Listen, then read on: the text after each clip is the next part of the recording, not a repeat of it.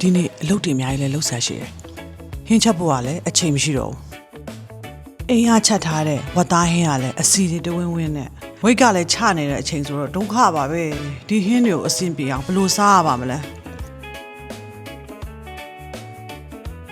โอเค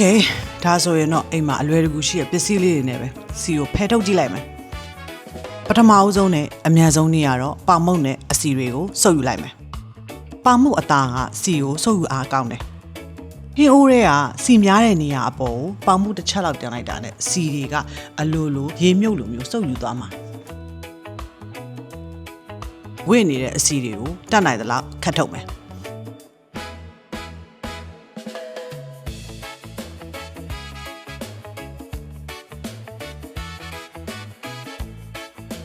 နောက်တနည်းကလည်းရမ်းလွယ်တယ်အိမ်မှာအလွယ်တကူရတဲ့တီရှူးနဲ့ပဲညနေပြင်လေးတွေကိုတုပ်ပြီးတော့ဖယ်လိုက်မယ်အရေးကြီးဆုံးအချက်ကတော့နူးညံ့တဲ့ facial tissue တွေကိုတော့မသုံးသေးဘူးเนาะအခုဆိုလို့ရှိရင်တော့စီတွေအများကြီးဖယ်ထုတ်ပြီးပြီဆိုတော့စီပါဝင်တဲ့ပမာဏကတိတိတတ်တာနည်းသွားပြီเนาะ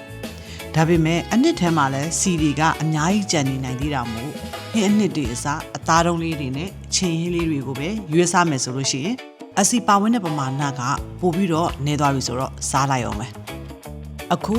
Rose ပြောပြသွားတဲ့နီးတွေကယူရိုအတွက်အသုံးဝင်လားမဝင်လားဆိုတာကို comment မှာပြောပြသွားပေးအောင်เนาะ